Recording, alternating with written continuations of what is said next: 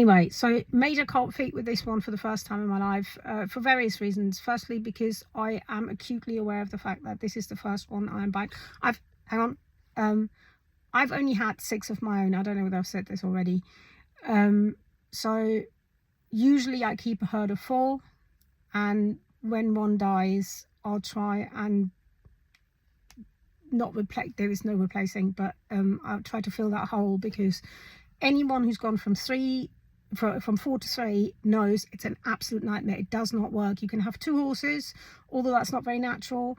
You can have 4 horses and up, but 3 does not work. There's always one that's left out in the cold, and it's just a nightmare. It doesn't work. So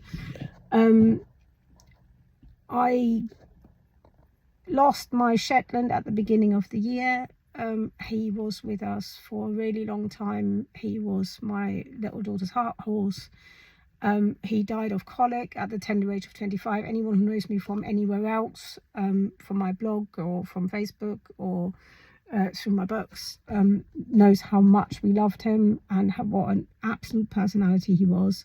So originally we were looking for another Shetland, but actually we couldn't. There was no Shetland to step into Rupert's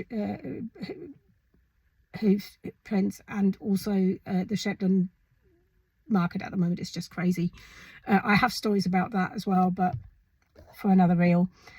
So major cold feet with this one.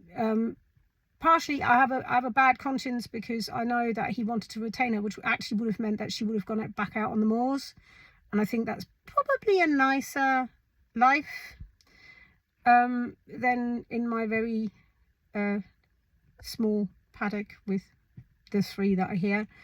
My sister was lovely. She said, "Oh, moors are boring. She'll have more fun with you." And I'm very, very intent on making sure that that actually is the case, that she'll have a really good and fulfilled life with me. But the actual cold feet are more to do with the fact that this is the first time in my life I am buying a pony, knowing full well that if she makes it to her full lifespan, there is a very real chance that she is going to outlive me. And that hits differently, people. It's why I took both my daughters to looking at her, because actually they're hopefully going to inherit that pony. And yeah, it sits differently. I bought with more confidence. I mean, the last one I bought was Jungo, and that was 8 years ago, and I felt a lot younger then, which was good, because he was an absolute nightmare. I should have documented his training. He was something else.